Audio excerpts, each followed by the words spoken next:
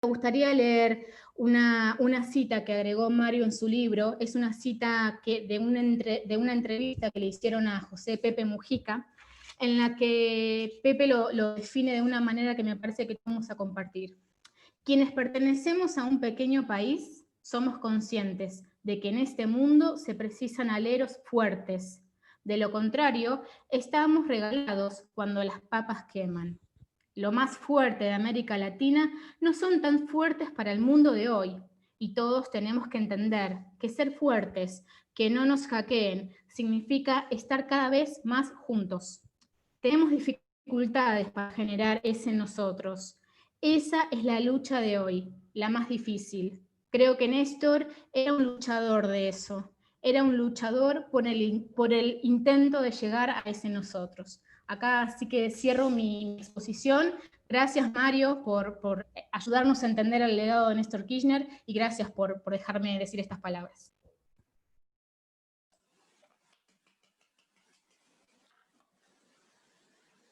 Bueno, ¿sigo directamente, les parece?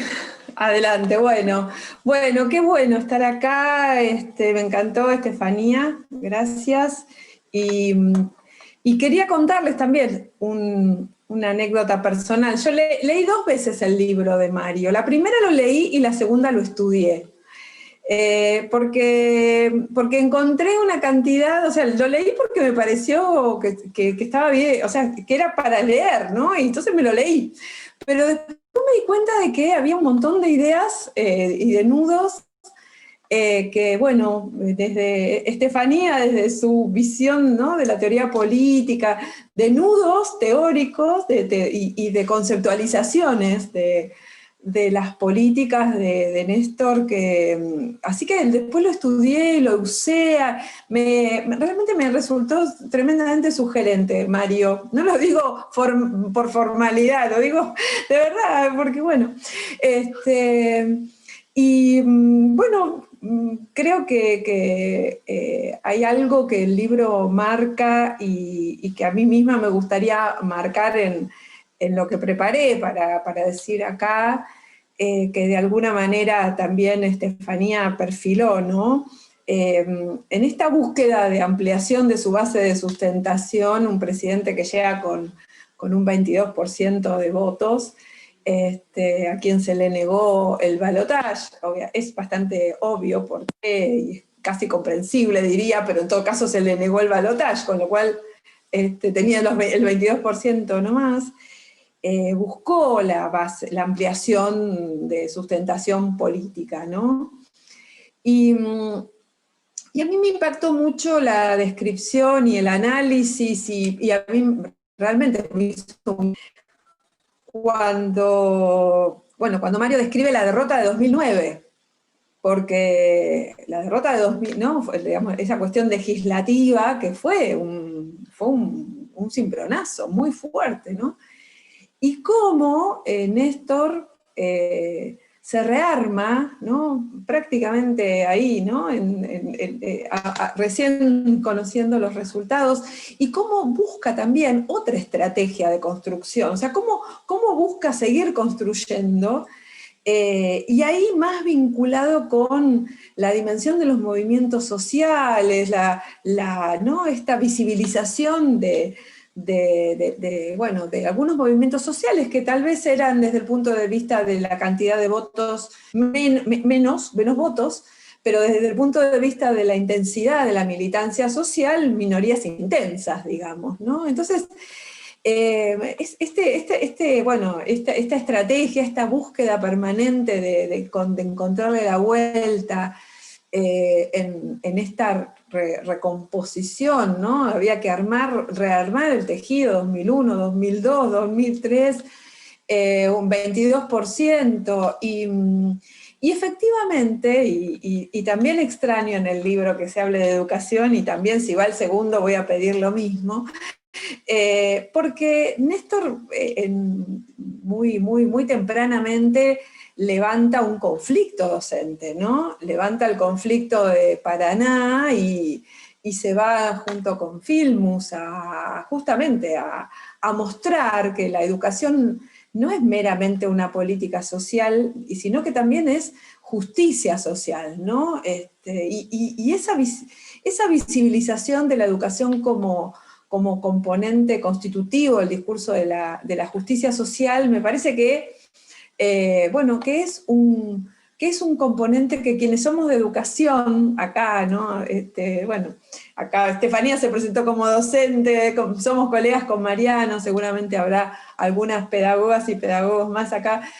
Quienes somos de educación, entendimos ese gesto como un gesto de construcción de una mirada sobre la educación, que se compuso después de una cantidad de leyes, y me las anoté y las voy a decir, porque la ley de los 180 días de clase, parece mentira, ¿no? Pero hubo que hacer una ley, porque esa ley también fue de garantía del salario docente, porque el conflicto de Paraná tenía que ver con que no cobraban, ¿no?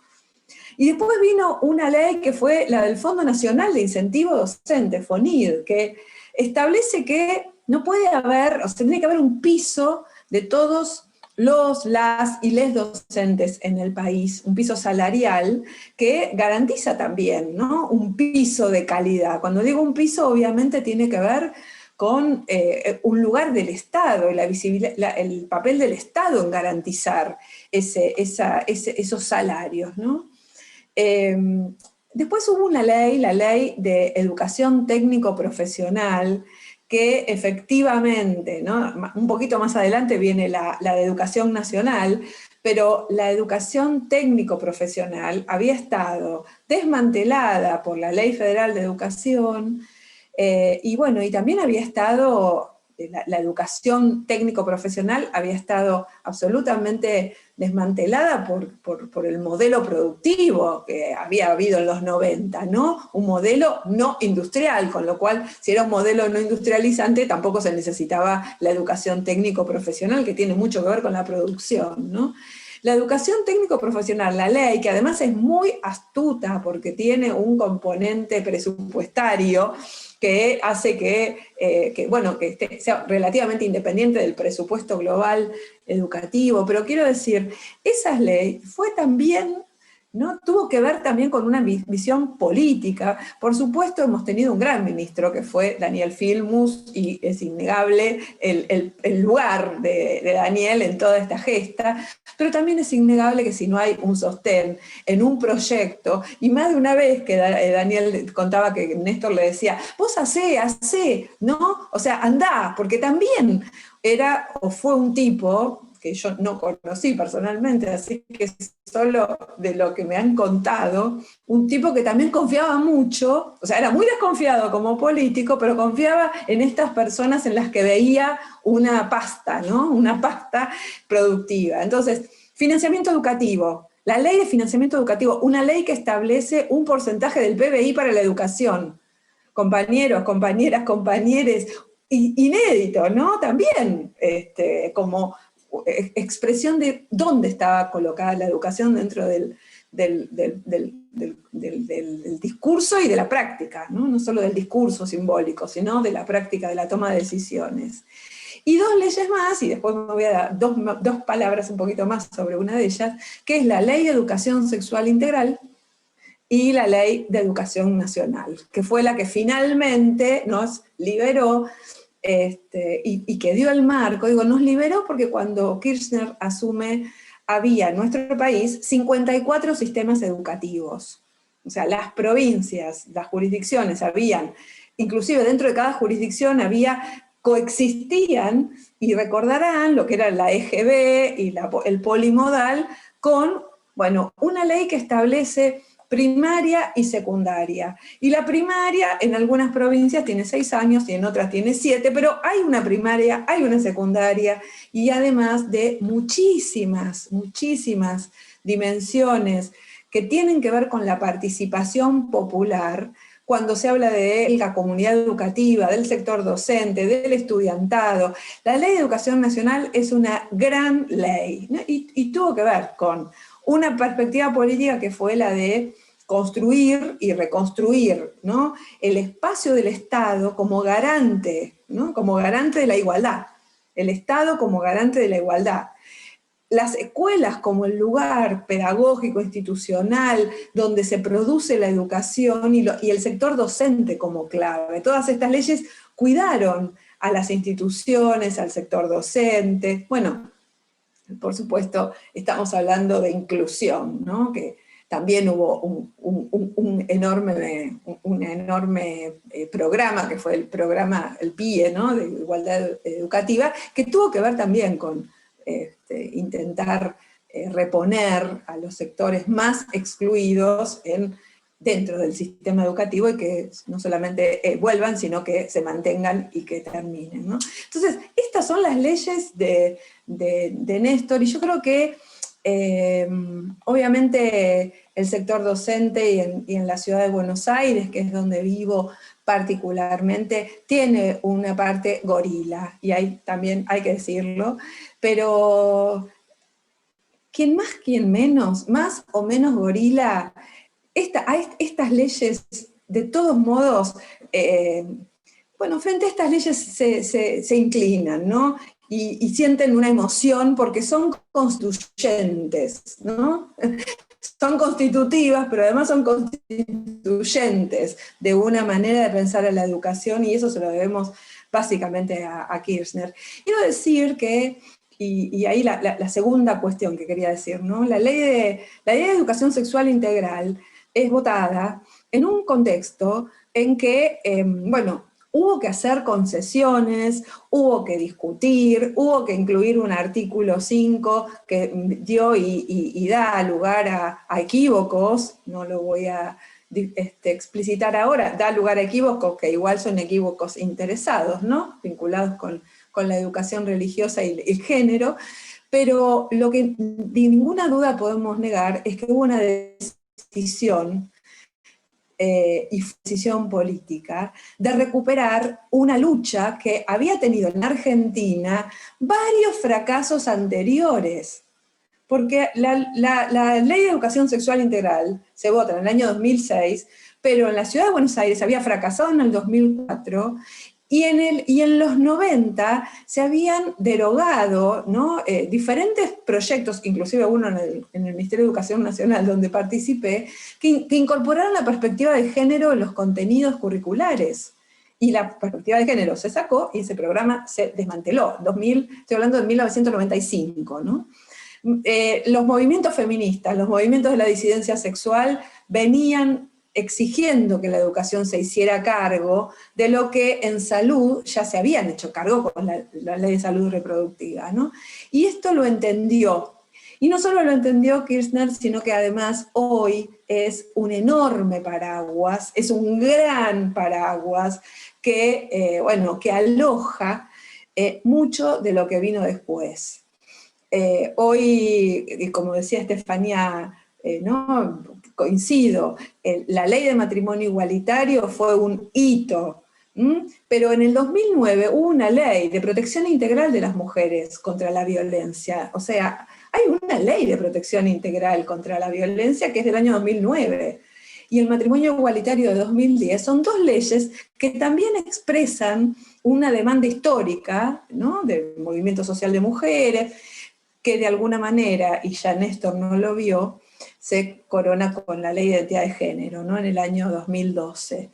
Estas leyes son, además de que diría en América Latina, son pioneras, son experiencias que son, bueno, tomadas como caso, ¿no? Como caso. De hecho, las compañeras de Chile, y también mi homenaje, el grupo que conozco está discutiendo justamente la Ley de Educación Sexual Integral, apoyada en la experiencia argentina. Creo que tiene que ver con haber comprendido bueno, esa relación dialéctica entre la ley, el Estado, y el movimiento social o los movimientos sociales. Y con muchas otras leyes también pasó, pero me quería referir y quería hacer mi homenaje porque la ley cumplió 14 años, promulgada el viernes, y es es digo un paraguas porque la educación sexual integral viene alojando a las identidades disidentes, viene alojando a todas las formas, ¿no?, de vida no hegemónicas, y básicamente es una lucha contra la violencia y contra la violencia de género en particular, demandada por la juventud. Esta juventud que también Estefanía nombró y que no solamente valido, sino que además en los centros de estudiantes de la Argentina, en los secundarios, aparece como demanda. Los centros de estudiantes de la Argentina en los secundarios, y Mariano dice que sí, y esto está documentado, porque mi trabajo actual tiene que ver con el agite por ahí, tienen la educación sexual integral como parte de su agenda, ¿no? Evidentemente, este homenaje, estos 10 años, esta tristeza por la pérdida y también este recordatorio que nos llena de energía, por lo menos para mí, también nos llena de esperanza, porque estudiar a Kirchner es también estudiar a un hombre con una energía y con una creatividad y con un compromiso político que hoy nos convoca, ¿no?, para defender al gobierno de Alberto y Cristina, y para también encontrarle la vuelta, porque si hay algo que me parece que Néstor hacía era buscarle la vuelta. Bueno, nada más, gracias. Si les parece, voy pasando, me tomo la palabra para anteceder a Mario, decirle a Mario Weinfeld, gracias Mario por estar, gracias por la paciencia, por acompañarnos, gracias por lo que escribís todos los domingos y cada una de las veces que uno te lee además en el diario.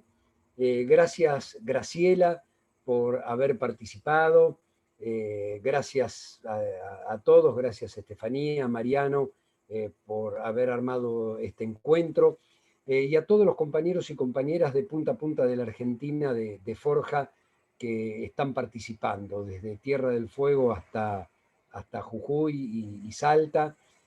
Así que bueno, gracias a todos, entre ellos al presidente de nuestra convención, a Raúl Acosta del Chaco.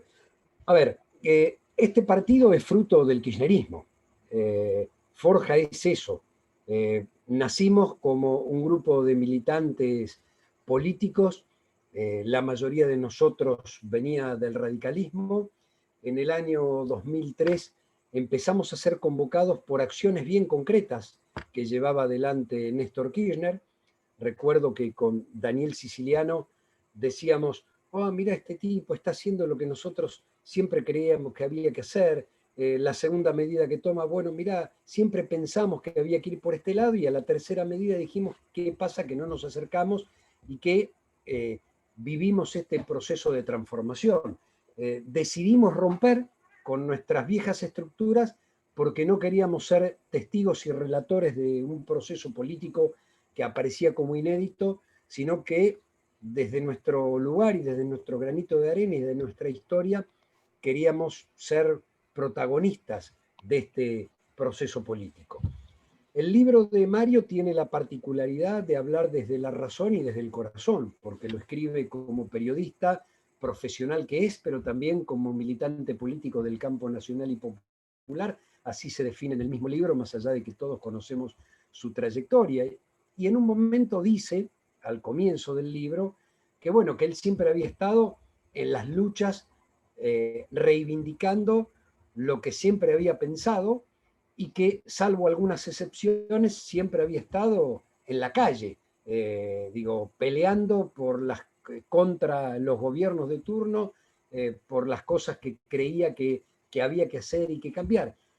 Y que era escéptico al principio con Néstor Kirchner, porque la verdad que veníamos de un país estallado, veníamos de la peor crisis económica, política, social, de valores institucional que habíamos conocido hasta ese momento, por lo menos claramente en los últimos 100 años. Uno no vivió el proceso de 1890 a ver cómo fue, pero no había nada parecido hasta ese momento.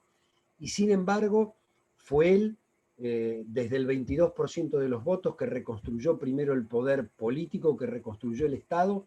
Y bueno, recién lo decía Graciela, lo decía Estefanía, la cantidad de leyes y de acciones que desde el gobierno se hicieron para transformar nuestra realidad de una manera estructural fueron enormes, absolutamente enormes.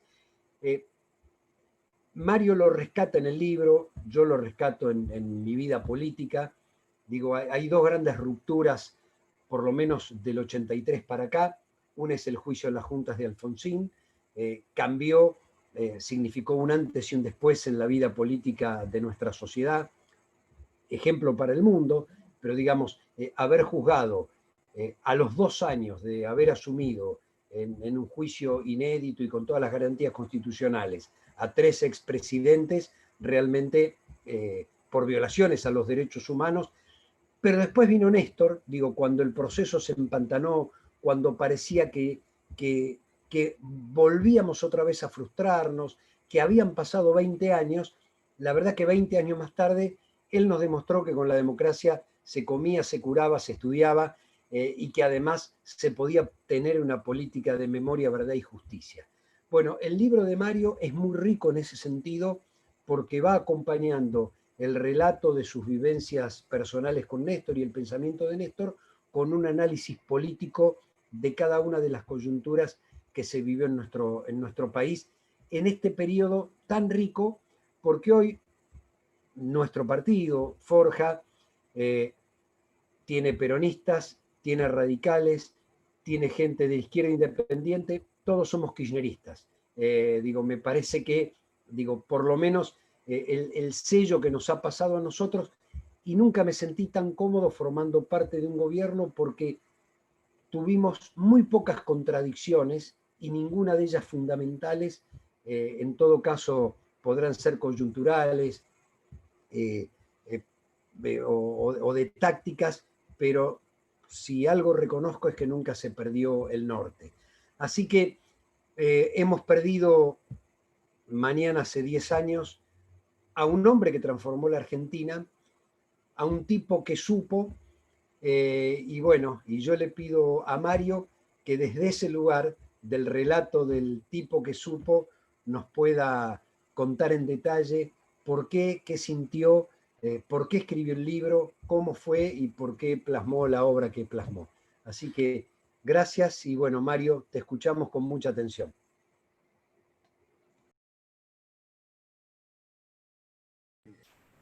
Muchas gracias Gustavo, muchas gracias a todos por la invitación, por la presencia, somos un montón. A Mariano por la comparecencia, a Graciela, a Estefanía, muy contento. Con Gustavo nos conocemos hace muchos años, hemos compartido momentos desde eso, del lugar de cada cual. Y es muy grato estar acá y me conmueve un poco, hasta me llama la atención que se retome este libro que ha tenido, confieso, una vigencia, que la tiene y que me sorprendió en cierto sentido a mí. He encontrado, bueno, Graciela, Gustavo lo leyó, Graciela lo leyó bien, Mariano, Estefanía comentó, o sea, arrancan buenos y buenos lectores de mi libro, pero algo voy a contar de lo que hice porque me parece que puede tener todavía algún sentido. ¿Cómo pensé este libro? ¿Cómo lo empecé a pensar y cuándo nació? Este libro nació de una iniciativa de un editor, vamos, de Carlos Díaz, del siglo XXI, que un día me reprendió amablemente, me dijo por qué no había escrito yo un libro. Yo le comenté que había compilado varios, que había participado en una revista Libro Unidos, que había sido editor, que había hecho muchos libros colectivos y que no me pintaba tanto escribir un libro por esas cosas. Porque porque me llevaba la labor de periodista, en fin, por lo que fue. Él me convenció, me empezó a convencer, charlamos, y me dijo, bueno, vos tenés que hacer un libro. Empezamos a conversar, era muy seductora la idea, estaba corriendo por ahí el año 2006, y bueno, siguiendo un poco la conversación, me llegué a interesar, me preguntó qué libro quería escribir y yo en ese momento pensé en un libro sobre la semana de gobierno de Adolfo Rodríguez Sá, que siempre me ha parecido un tema descomunal, sobre el cual después escribí un capítulo del último libro que publiqué.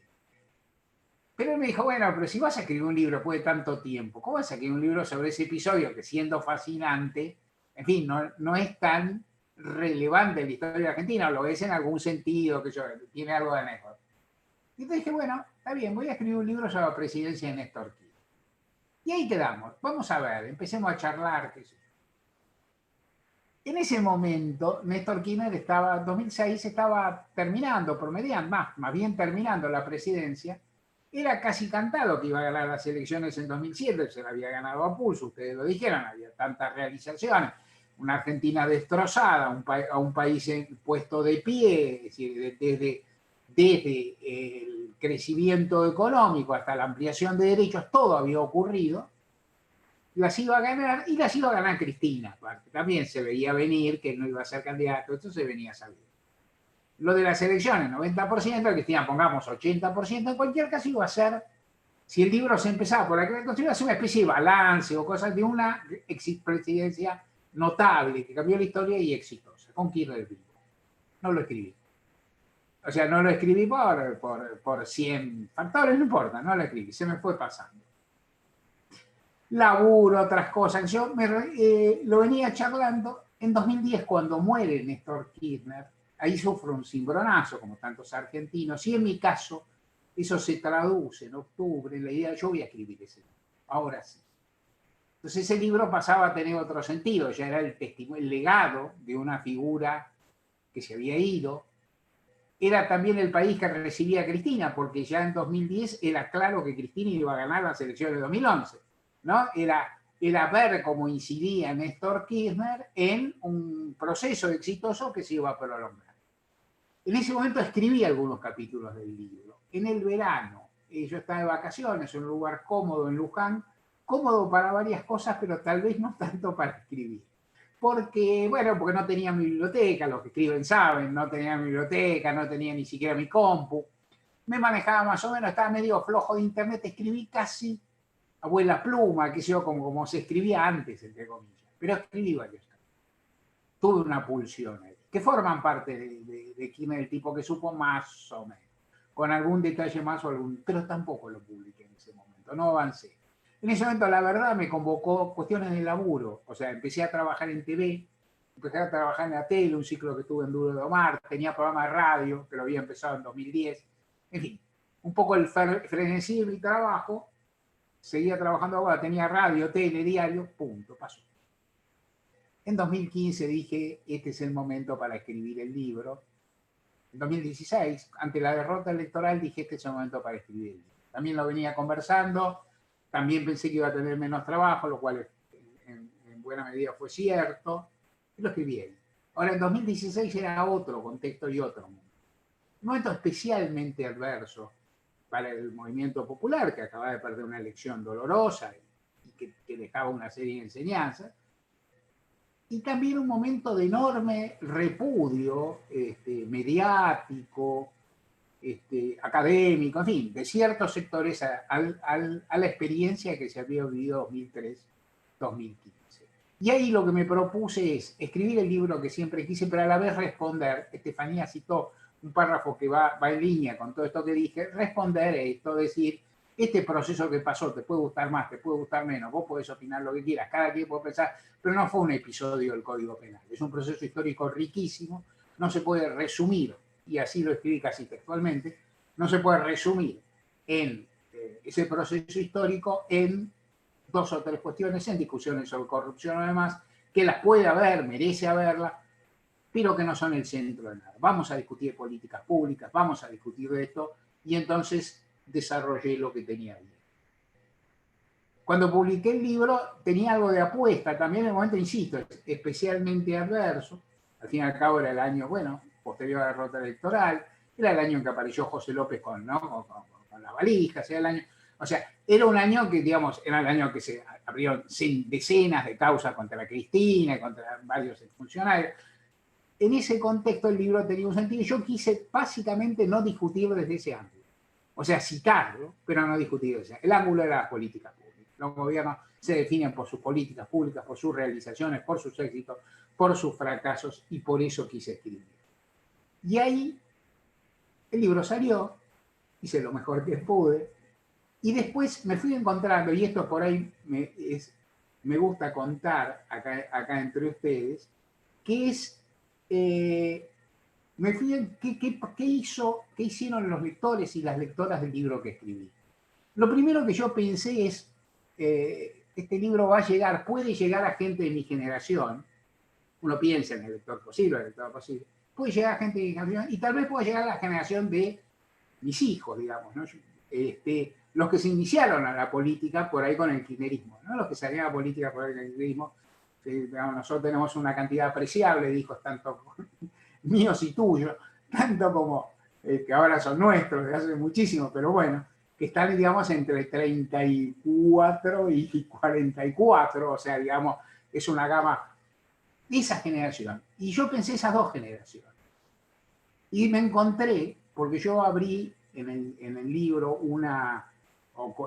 abrí una casilla de mail y habilité la conversación con el público, y en esa conversación, en esos mails me llegó una cantidad enorme de chicas y chicos de 18, 19, 20 años que habían comenzado su vida política con Kirchner, que yo no tenía en el radar, ¿no? Es decir, que los que salieron por primera vez, tal vez con el conflicto del campo, los que salieron por primera vez con matrimonio igualitario, los que salieron por lo que fuera, pero de esa generación.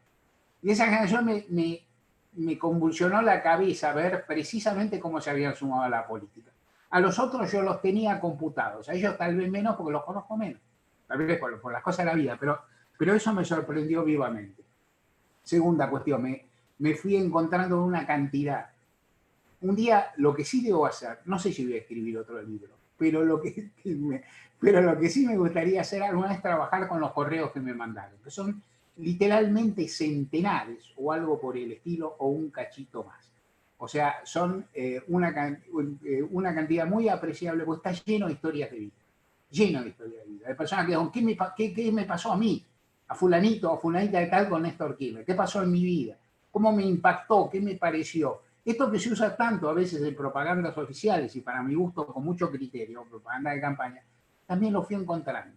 Y me fui encontrando, porque tuve la suerte de presentar el libro en muchísimas ciudades de la Argentina, con gente que encontraba en ese libro un pretexto, un motivo, una ramita para aferrarse y sostener su pertenencia.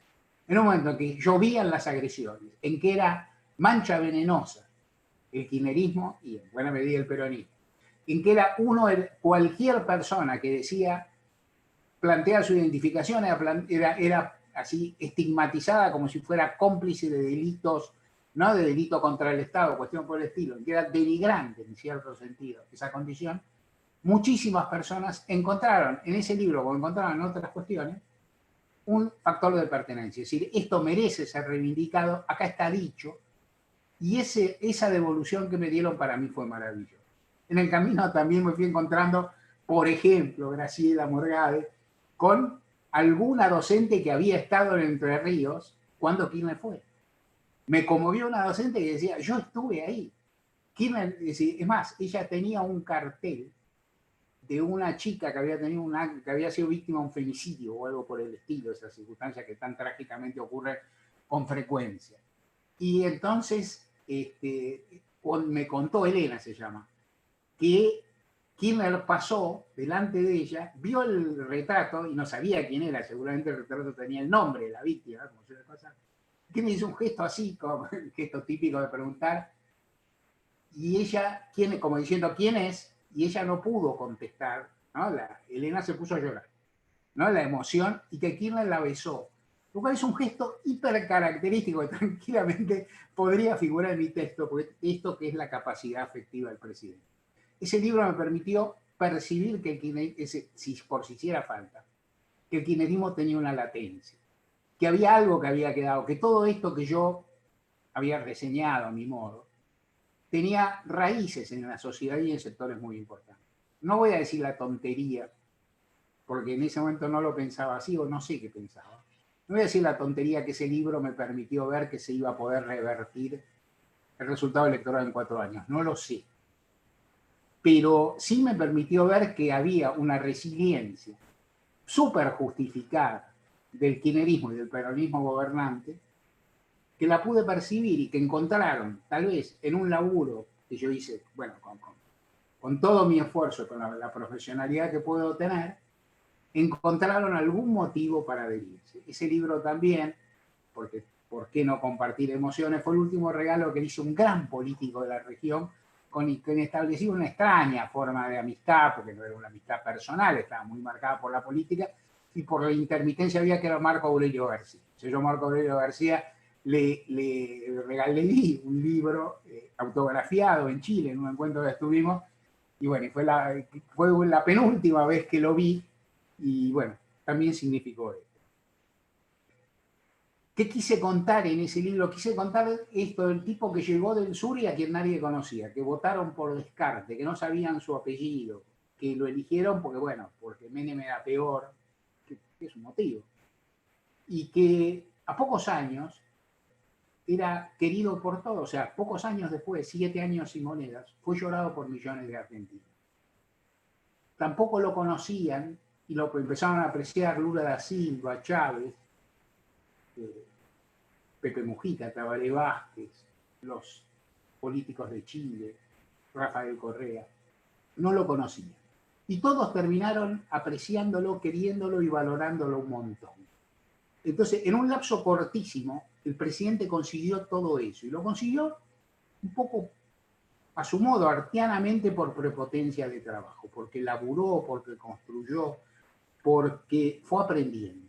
Algo que tuve la suerte de ver en el trato cotidiano, no cotidiano, trato periodístico que tuve, intenso, pero bueno. Yo digo ahí en el libro, digo con franqueza, digo, yo no fui el periodista que más habló con Néstor Kirchner. Yo a Graciela sí lo conocí, lo traté. No fui el que más habló. Y entonces yo dije, debo estar entre los 20 que más hablaron. Porque yo hablaba con alguno. Alguna figura muy cercana, no digo quién, me dijo, te quedaste un poco corto. Podías haber dicho 5. Puedo haber dicho 5, no fui el que más habló. Los periodistas sabemos esas cosas.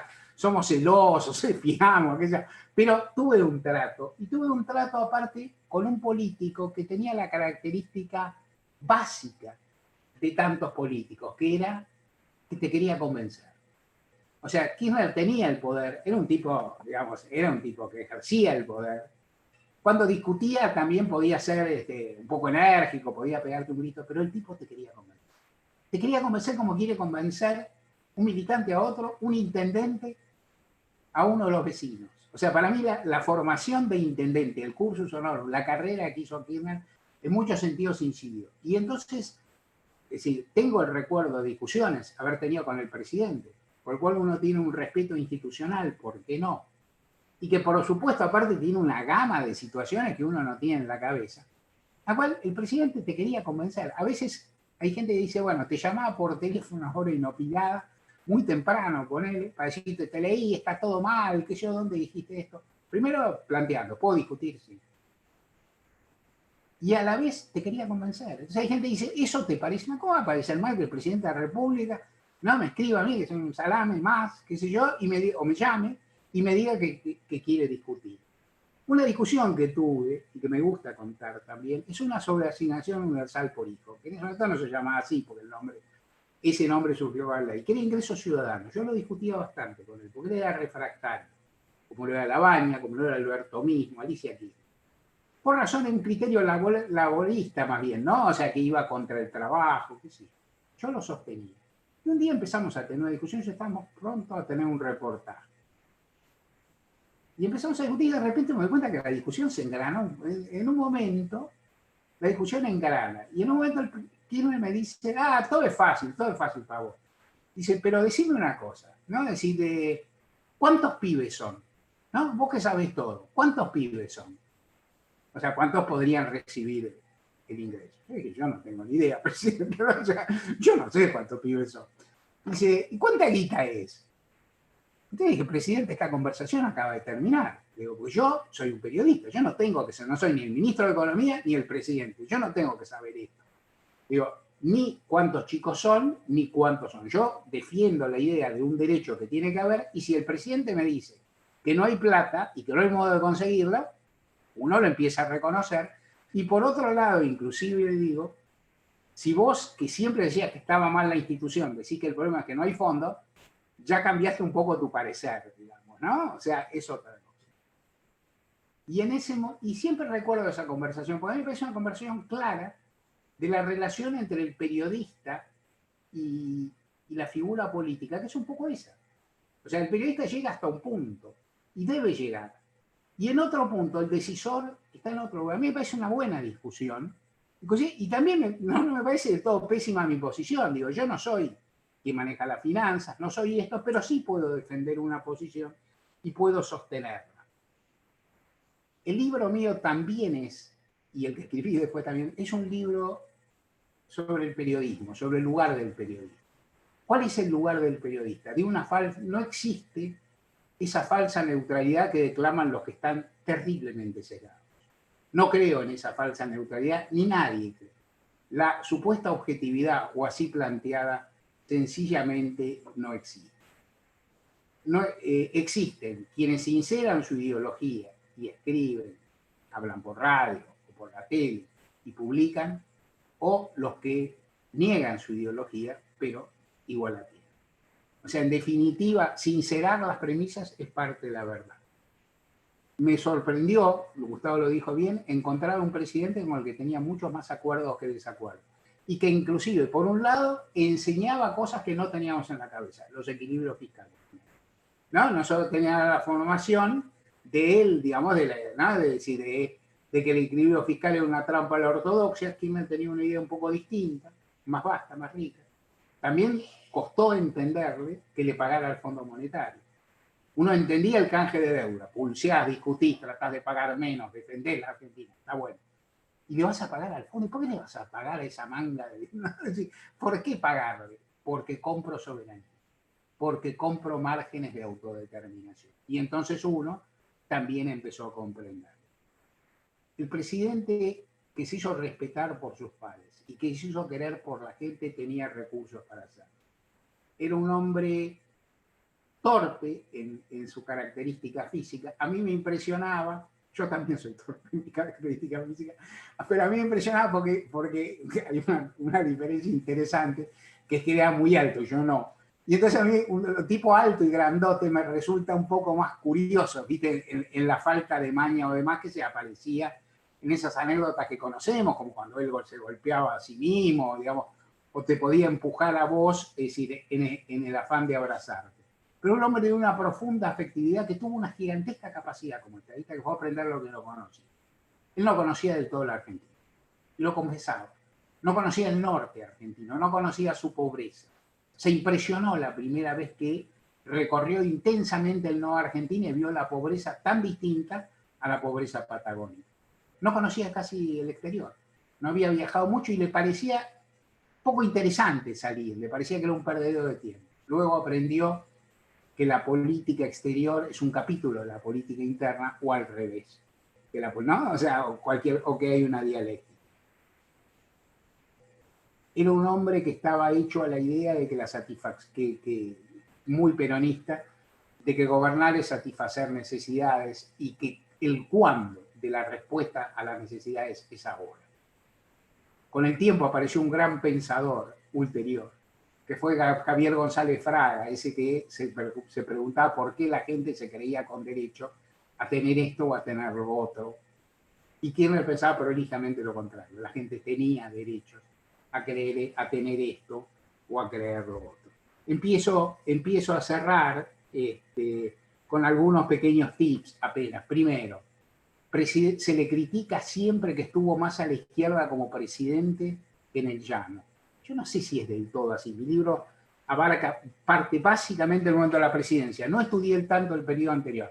No sé si es así, pero si es así está fenómeno. O sea, si el presidente, cuando es presidente, se vuelve, que es un poco lo que le pasó a Alfonsín, en cierto sentido también, ¿no? Es decir, palabra más, palabra no importa, no digo que es idéntico. Si se vuelca, o sea, en general, o sea, el punto de vista diferente al teorema de Baglini, darlo vuelta. O sea, al revés que el teorema de Baglini. Es decir, y ser a la izquierda más. Otra cosa, para quienes veníamos de Fuerza Alternativa, yo también tenía lo mío en ese sentido. Es decir, que era, ahí veo algo que está medio raro, pero bueno. No sé qué está pasando, ahí pasa algo raro, ¿no? Hay algo que está haciendo un ruido. Ahí, Parece Juan, que ahí está. ahí está, ya lo mutearon, ya lo mutearon. Buenísimo. Entonces decía que es exactamente la contrapartida del teorema de Baglini, ¿no? O sea, en definitiva, aquel que hace las cosas y que gobierna está más a la izquierda cuando gobierna que en el llano, y esto es súper interesante. Otra cuestión para que veníamos Fuerza Alternativa, Gustavo, mis amigos de sangre, como no, mis compañeros casi, que yo, vos sabés que un poco, un grupo de barrio mío formó un partido, que es, ¿no?, el Frente Grande, que después fue el Frepaso, y qué sé yo, o sea, aparte compañeros de muchos años, que los quiero y los respeto mucho, más allá de la divergencia. Cuando mis amigos del Frepaso llegaron al poder, hicieron este cálculo, decían, llegamos de chiripa o de pedo, ¿no? Llegamos de casualidad, llegamos de suerte, no vamos a poder hacer nada. Néstor Kirchner decía lo mismo, hasta un momento. Él decía, llegamos de casualidad, llegamos antes, porque él pensaba llegar, pero en 2007. Llegamos antes, llegamos de casualidad, ahora no nos sacan más. Ahora vamos a hacer todo. Esa diferencia yo creo que es una diferencia entre el progresismo y el peronismo dicho rápido, o entre cierto progresismo y el peronismo. Vos a la oportunidad la agarrás de los pelos, te encontraste con esa chance y ahí vas y la decís. Tuve la suerte de conocer a ese presidente. El día que murió, mañana se va a cumplir 10 años, me pregunté, pensando en los códigos del periodismo, si yo debía decir que lo había querido. Parece una pavada, pero en el periodismo escrito, qué sé yo, esas cosas no se suelen decir, no se dicen tanto. Y pensé que sí, que lo tenía que decir porque si no iba a ser falso. ¿Hasta dónde lo había querido? Lo había querido el lugar de cada cual. No había sido su amigo personal. No había tenido, tal vez él no supiera los nombres de mis hijos, que como dije son varios encima, pero teníamos una relación que incluía un grado de afecto y que incluyó algo que todavía que no sé si cabe reiterar igual, yo lo reiteraría casi igual, pero que me resultó interesante. Kirchner era un devoto de chicanearte por las posiciones que tomabas, por el lugar que tenías. A mí me elogiaba diciendo que era un cuadro político que me venía bien, cuando estaba mal me decía que era un intelectual, que entre peronistas, viste, si sos intelectual, siempre estás un poco... Te dicen intelectuales y te dicen que no pescas algo, viste, que te perdiste algo.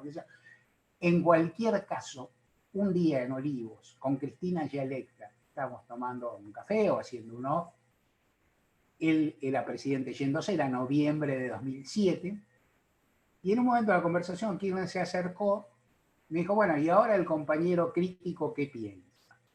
Y entonces yo le dije, yo pienso, y lo voy a escribir pronto, porque voy a escribir un artículo, cuando entregues el mando, que fuiste el mejor presidente de la Argentina, después o junto a el primer gobierno de Perón.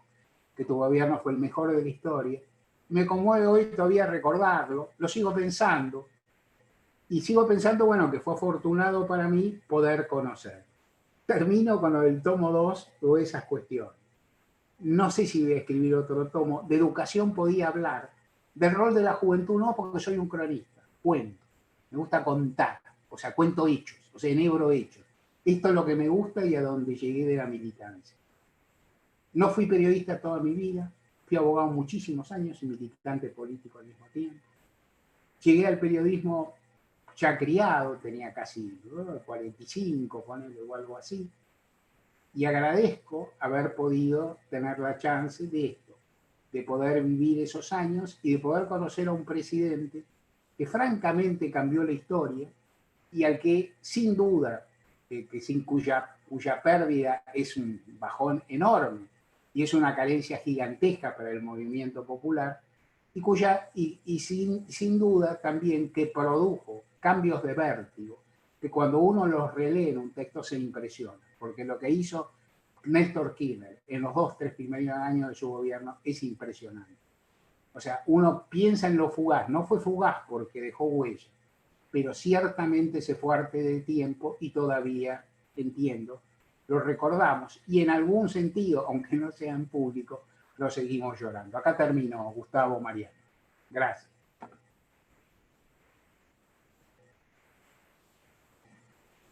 Gracias a vos. Gracias. Brillante.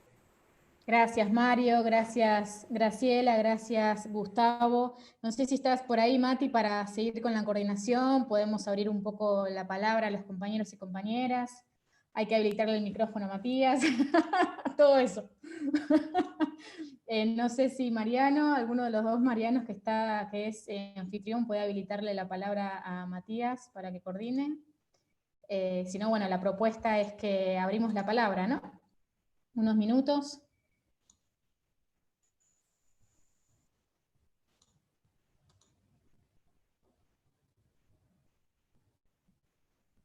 ¿Alguien que quiera mencionar algo?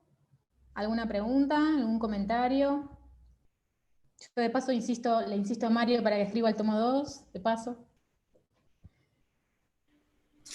Yo quería hacerle una pregunta a Graciela. Bueno, José, dale, adelante, cómo no. José que estuvo en Paraná, según declaró en el chat. Sí, exactamente. Yo soy entrerriano y yo estaba en Gualeguay. Yo me había ido de aquí de Buenos Aires y me había ido a Gualeguay y tengo familia docente. Y mi tía estaba haciendo la huelga de 6 meses sin cobrar con Montiel. 6 meses, imagínate. Entonces fuimos en caravana, nos fuimos para allá y dijeron, viene el presidente. Y nosotros, ¿qué va a venir?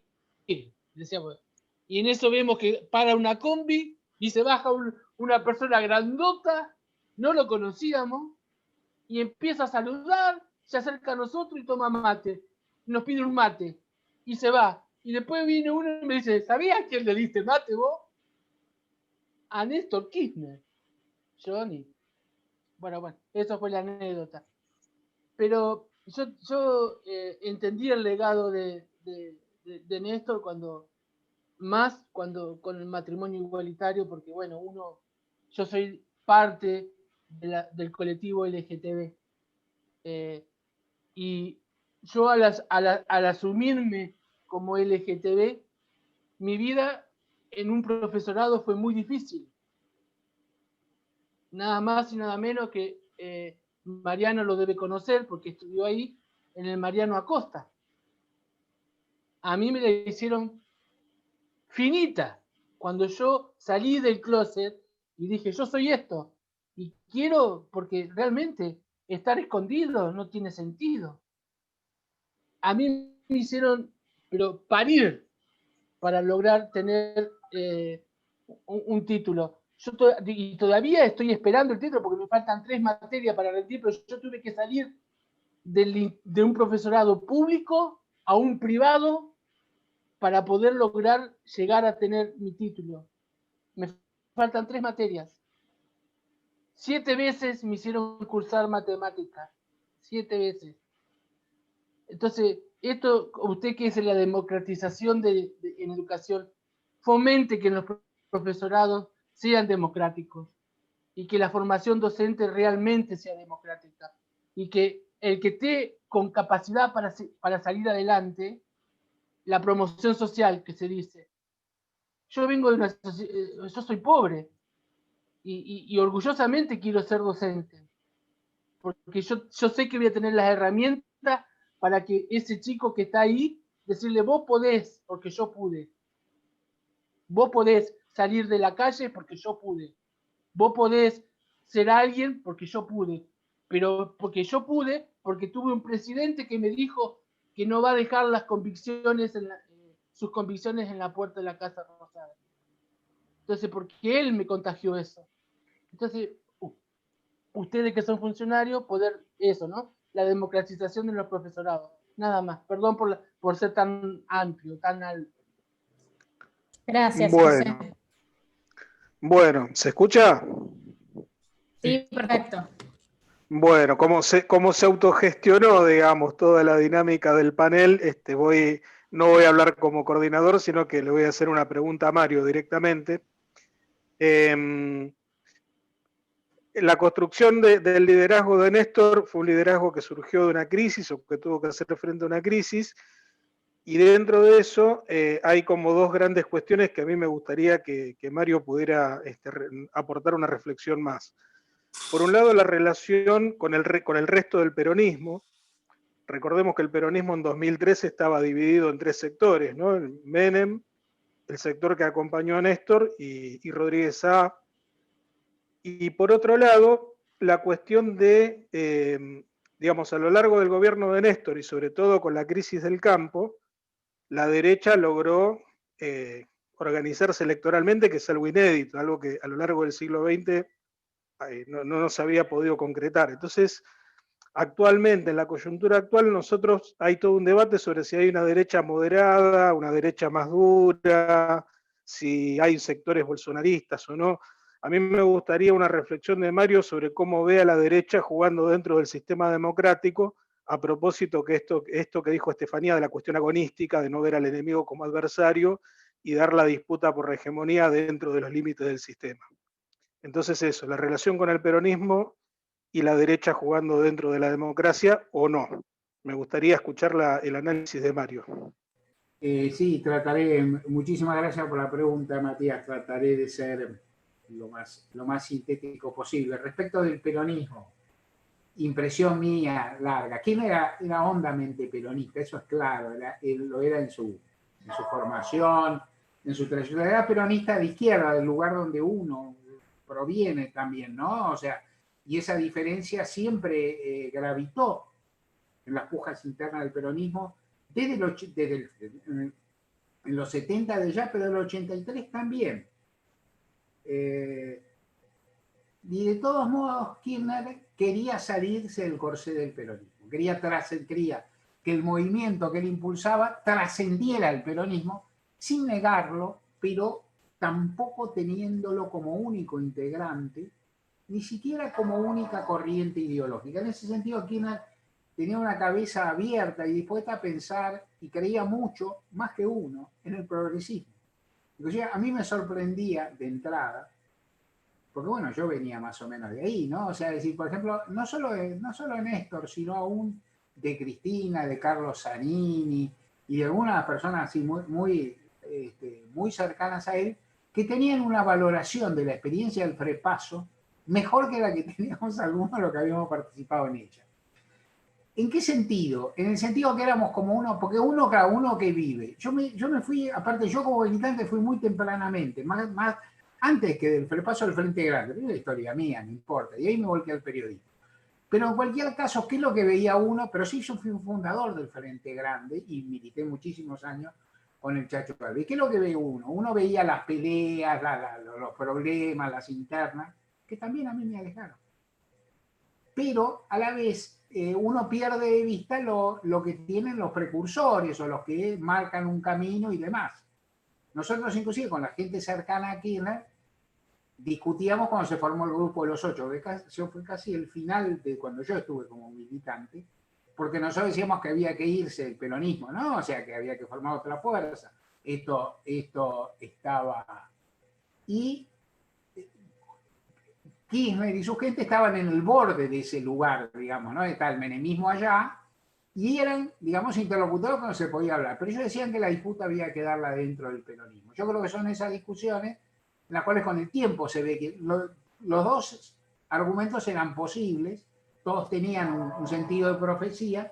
En el fondo, porque estuvo Kirchner, los que decían que había que quedarse tenían razón.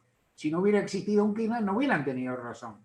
Es así de simple. Si Reutemann hubiera decidido ser presidente del 2003, no hubieran tenido razón. O sea, la razón es relativa y se va llegando. Kirchner quiso salirse de ese corsé, por eso apostó tanto a la transversalidad, fue tan generoso, por ejemplo, con muchísimas figuras a las que le dio un espacio que ni siquiera la Alianza le dio en su momento, a las que le dio muchísimo. Y la transversalidad, a mi ver, se cae porque los proyectos políticos de Kirchner tenían mucho de institucional y de territorial. Para tener una coalición fuerte había que tener territorio. Y entonces la transversalidad tenía una sola figura que conciliaba un grado de presencia pública y territorio, y era Aníbal Ibarra. Y Aníbal Ibarra era el candidato cantado de Kirchner a ser candidato a vice en 2007. El episodio de Cromañón, la tragedia, no entro ahora a discernir sobre la que he escrito mucho, pero no hace el caso, deja sin asidero posible, sin sustento, a la transversalidad y Kirchner apuesta a la concertación, que es una coalición de gobernantes, a los que Kirchner respetaba mucho. Kirchner siempre pensaba que los intendentes y los gobernadores sabían algunas cosas que otros humanos no sabían.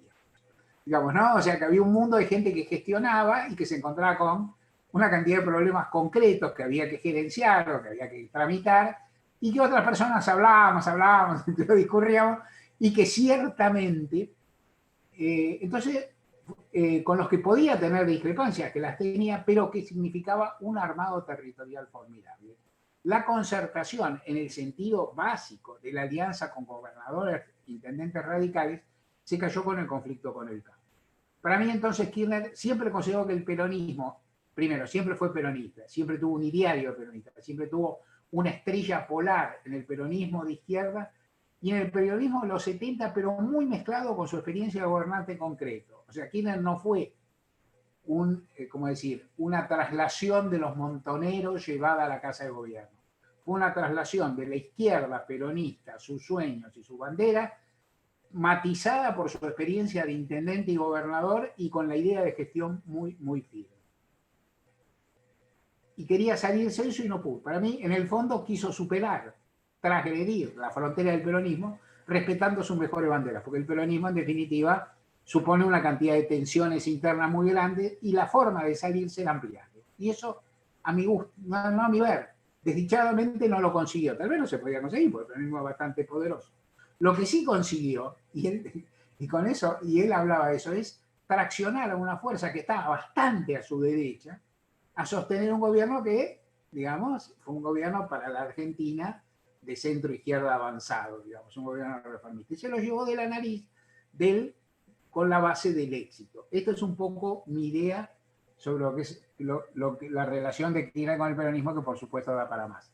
En cuanto a la derecha argentina actual, yo creo que la derecha argentina actual está un poco formateada, en parte por lo que te digo. Hay una derecha que gobierna, o sea, gobernadores, intendentes, que una cuestión reforzada por la pandemia es sistémica, al fin y al cabo. Serán mejores, serán peores. A mí me resulta especialmente odioso y, digamos, con lindes en la ilegalidad Gerardo Morales, el carcelero Milagro Sala, digamos, está claro, pero de cualquier manera es una referencia política local, ha ganado varias elecciones y sobre todo, un poco disciplinado por las condiciones de la pandemia, tiene una relación con el gobierno nacional que es una relación de ida y vuelta, de toma y daca, si la quieren decir así. Es una relación política que uno podríamos llamar convencional y no mala. Yo creo que aún con Rodríguez Larreta ocurre esa también, en un límite y bordeando bastantes cosas, porque los que lo gobiernan tienen, y en ese sentido el esquema político actual le da cierta razón aquí en el sentido de por qué son diferentes los que tienen la obligación de gobernar. Y después hay un sector de Cambiemos que sin duda es un sector filo-Bolsonaro, un sector que juega al límite de la degradación democrática, que fue lo que produjo el gobierno de Macri. Entonces, a veces las categorías que manejamos, me da la impresión, Matías, son, a fuerza de ser tan binarias, se quedan un poco cortas. Claro. Eso puede pasar, inclusive puede pasar con la discusión sobre qué fue el gobierno de Macri, puede pasar con la discusión sobre lo que es Venezuela, si queremos, no me quiero meter en Venezuela, porque si no entre amigos discutimos, pero me gustaría decir esto, decir Venezuela es una dictadura o es una democracia perfecta. Bueno, yo diría tranquilamente, no hay ninguna de las cosas, y empecemos a conversar, ¿no? Esto es lo que yo diría, digamos, ¿no? O sea, entonces, ¿cómo fue el gobierno de Macri? ¿Fue una dictadura? No exactamente. Fue una democracia degradada, donde se atravesaron varios límites que no se había atravesado nunca del año 83. Y de todas formas hubo algunos límites y que en gran medida se pudo realizar. Se pudieron realizar movilizaciones masivas, o sea, hubo elecciones libres y perdieron y se fueron, ¿no? O sea, es decir, desde el punto de vista del sistema democrático se fueron. Yo creo que hay dos sectores y que hay una latencia peligrosa de un sector que es el que está más cerca del establishment argentino, que dicho muy rápido, muy buena parte de los sectores empresarios de la Argentina, a los que yo, que cuando era militante no los conocía, cuando era abogado no los conocía, los grandes empresarios. Y siendo periodista tampoco los conocí tanto, porque bueno, no me volqué tanto a eso, pero los empecé a conocer mucho con el conflicto con el campo, porque ahí aparecieron, curiosamente, a llamarme, hasta un punto, a pedirme como peronólogo y como decir, como kirchnerista manso, pongamos, como un kirchnerista portador sano, algo así, un tipo razonable, un periodista que los entiende a esto, pero que no es muy salvaje, que no te grita, qué sé yo. Y yo no digo que me sorprendí, pero es el sector empresario argentino, con alguna excepción muy parcial, uno es Pablo Rocas, posiblemente es un sector sumamente primario, sumamente ignorante, de gente muy limitada, y por eso especialmente peligrosa también, porque tienen mucho poder y manejan coordenadas muy, muy primitivas. Y ese sector tiene un enfrentamiento visceral con el peronismo, que inclusive no consulta sus propios intereses. Yo digo, hoy leí muy por arriba la carta pública que escribió Cristina, yo puedo estar de acuerdo ¿no? con Cristina 100 veces. Lo que dice Cristina ahí de la disonancia entre los intereses de los grandes capitales argentinos durante los gobiernos peronistas y sus posturas políticas sigue siendo exacto. O sea, se oponen a veces por un prurito ideológico y a veces sí porque no quieren repartir los costos. En este momento, yo creo que hay una intención de avanzar y hacer que todo el costo de la pandemia, todos los costos sociales y económicos, los paguen quienes siempre los han pagado. O sea, que se sostenga por lo menos la desigualdad que había antes. Y en ese sentido son muy rudos, son muy brutales y están en el límite de desestabilizar. ¿Cuánto del aparato político, digamos, de la derecha argentina responde a eso? Yo creo que una parte. Los que no tienen otro asidero, los que están en el sistema, yo creo que van a el sistema que aparte tanto en la Argentina como en la región demuestra que vos perdés y ganás, lo cual es bueno para contener a la derecha, digamos, ¿no? O sea, es decir, Rodríguez Larreta puede pensar que va a ser presidente dentro de 3 años. Es razonable pensar, no es una estupidez ni es una fantasía. Macri no tiene un camino que no sea el golpe de Estado, o una catástrofe, o una situación atroz. Y yo creo que esas cosas también condicionan aparte de lo ideológico. Hasta acá llego, Matías. Muy bien, Mario. Excelente análisis, como siempre. Están anotados Leandro, Javier y Pepe de Michelis. ¿Están por ahí? Bueno, tomo la palabra cortito. Primero, felicitarte a vos, Mati, a Estefanía, a Mariano por este encuentro, me parece muy valioso.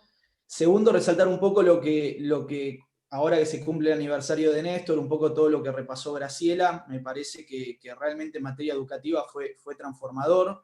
Creo que muchas de esas leyes que se llevaron adelante fueron también consecuencia de las luchas de los 90, incluso acá no me va a dejar mentir Matías, que fue partícipe como docente de la histórica Carpa Blanca, ¿no? Digo, me parece que esas leyes que las enumeraste muy bien, Graciela, digo, no hace falta mucho más aclarar, realmente para la comunidad educativa fue transformadora, incluso creo que el tema de la jubilación docente, ¿no?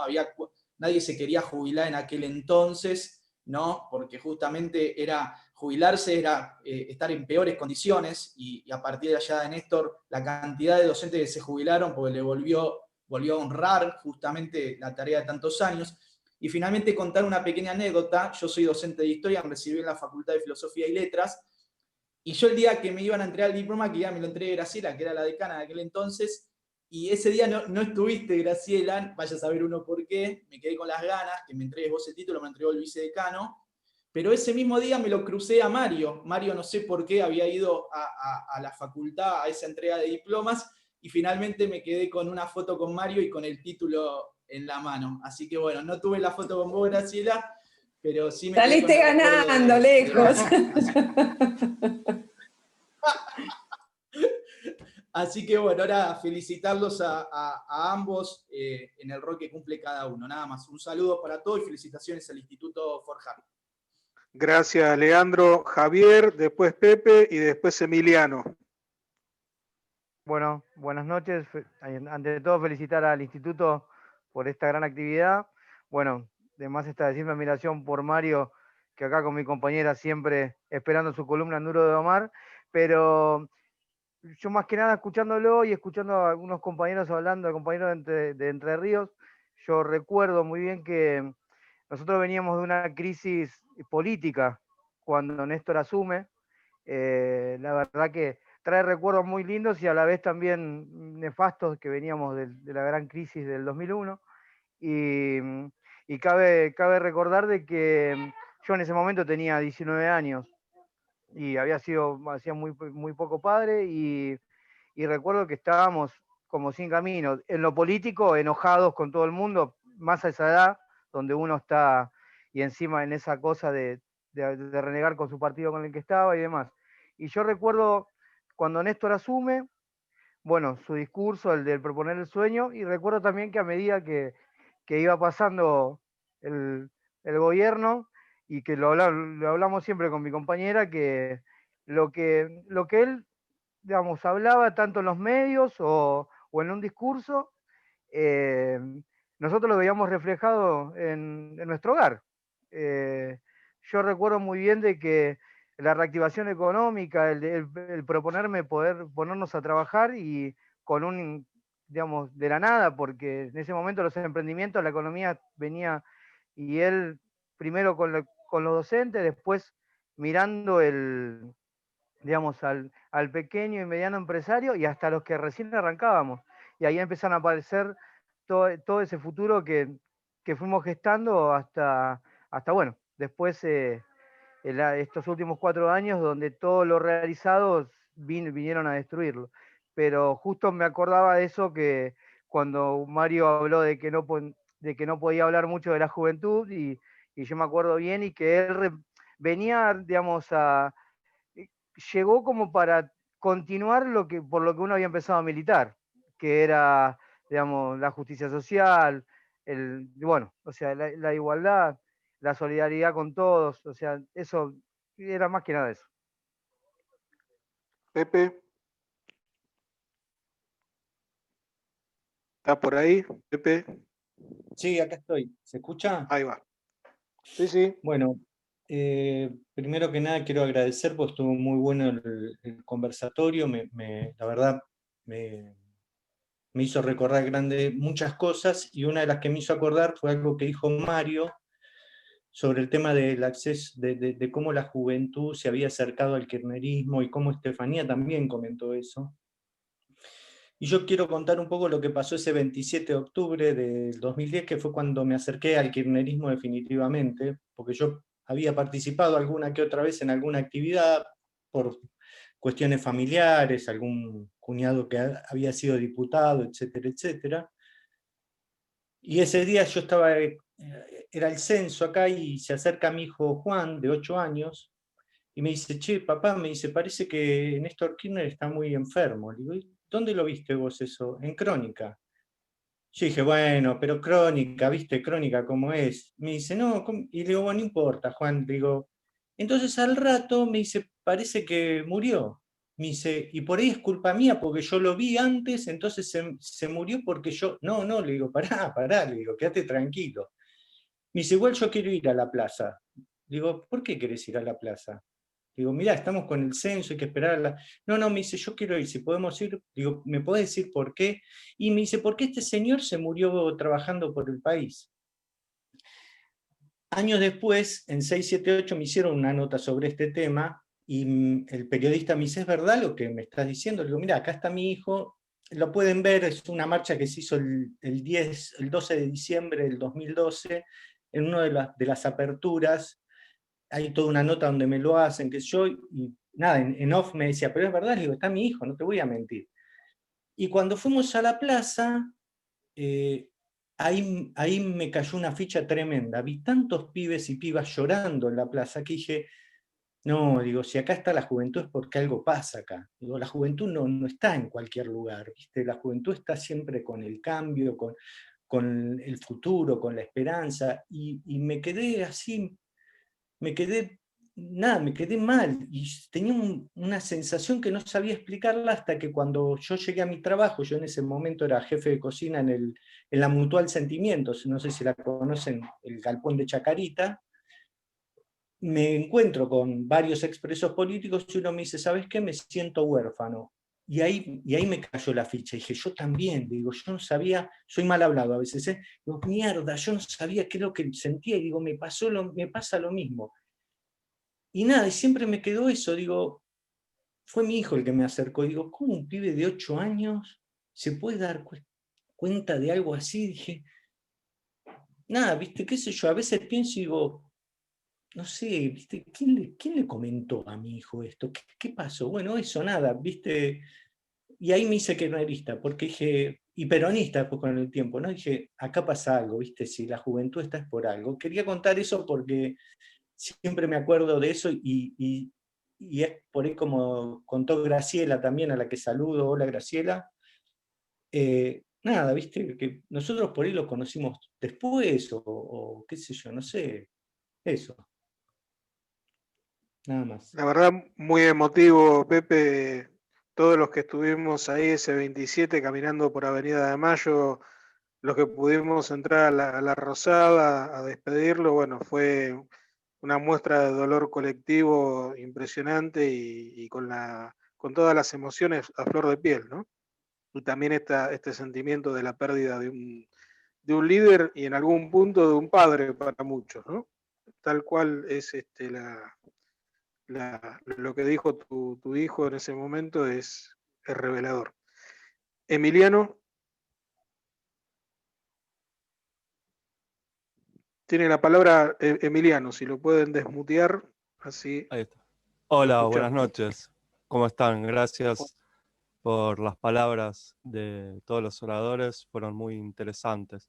Y bueno, quería un poco preguntarle a Mario Weinfeld con respecto al inicio de la redacción del libro, porque, bueno, lo que un poco se desprendió de la exposición fue el hecho de los primeros tiempos de Néstor Kirchner, que yo un poco me hizo rememorar a mí particularmente, que fueron pocos años en realidad y muy intensos, porque pensemos que en 2002 estaba Duhalde, a mitad de 2002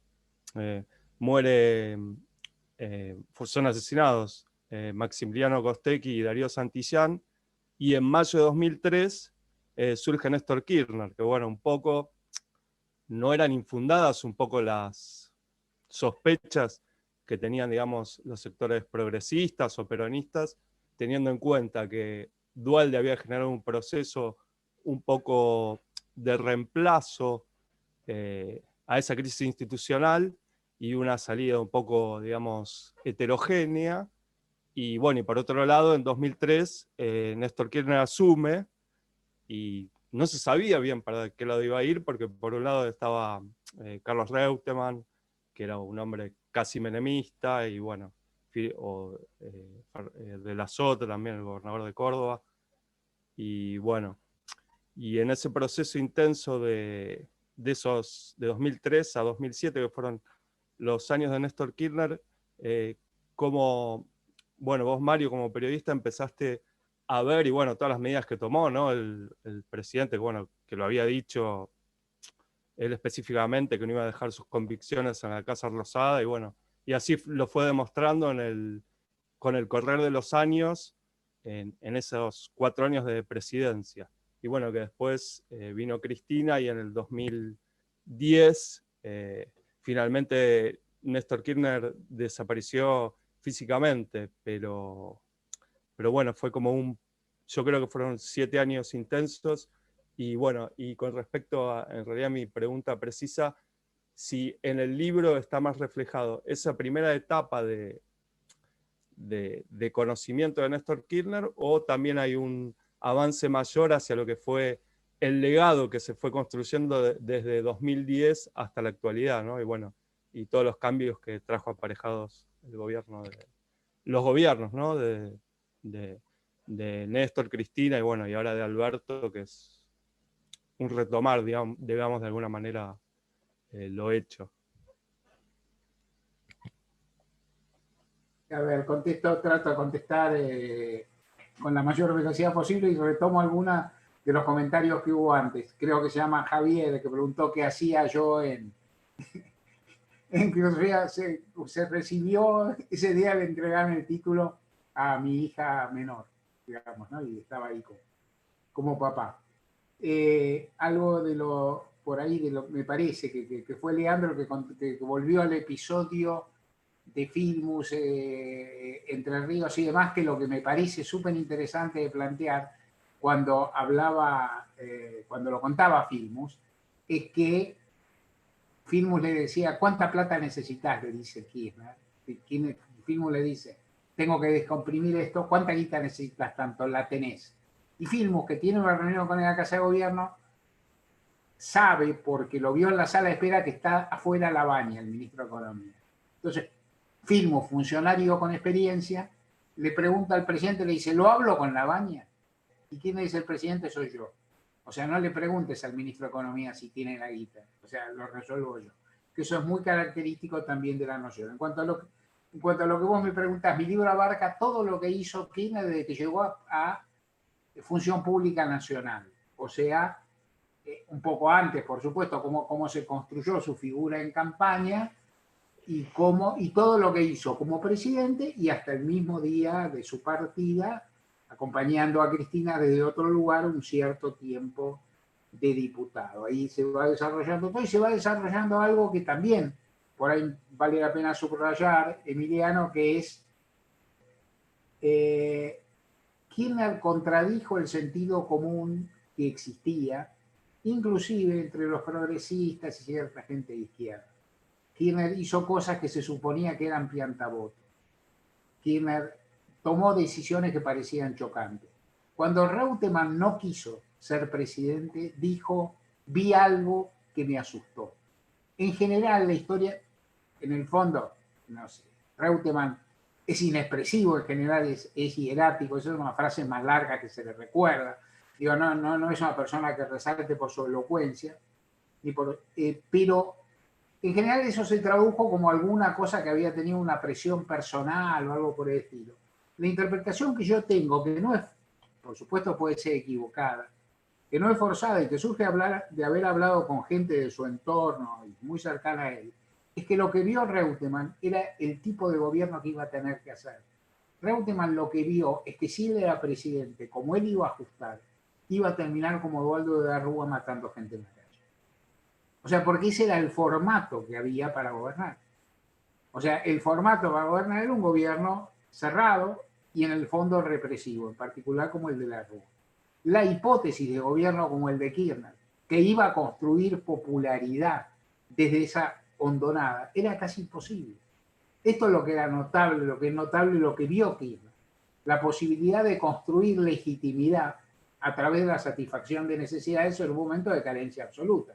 Porque ahora todo parece fácil, todo parece que era sencillo, arreglar el canje de deuda, redistribuir jubilaciones, leyes educativas, consejo del salario, paritarias libres. No lo era, no era el camino. Estaba dicho que así se iba al fracaso.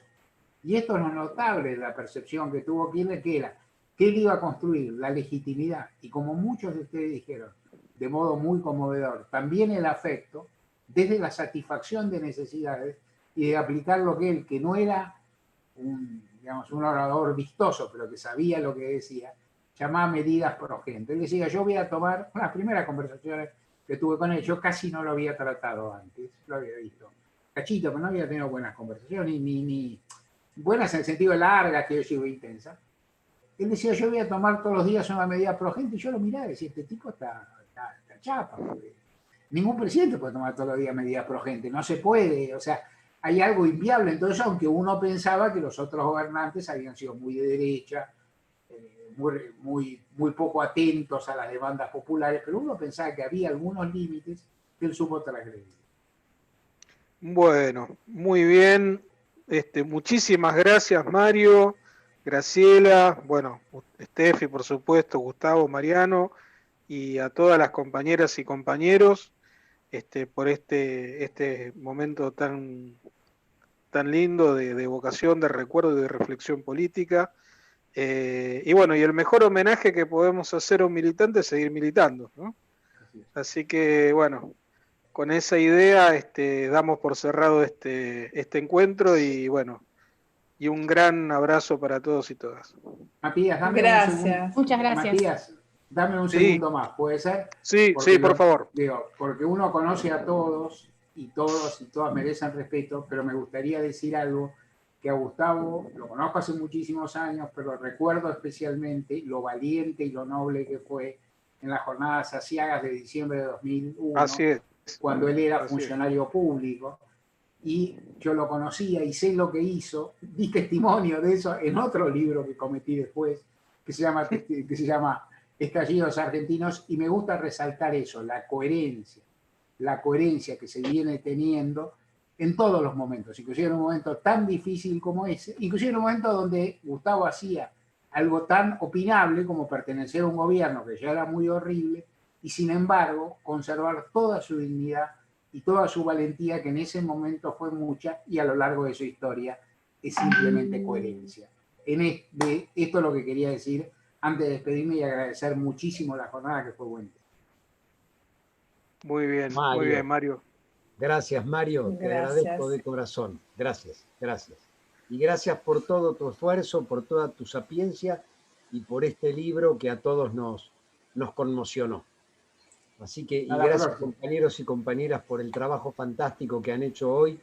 El mejor homenaje que le podíamos hacer a Néstor es recordarlo de esta manera. Gracias. Tal cual. Bueno, muchas chao. gracias. Gracias. Gracias. Chao, chao, compañeros. Chao, Graciela. chao, chao, chao, chao, chao, chao, chao, chao.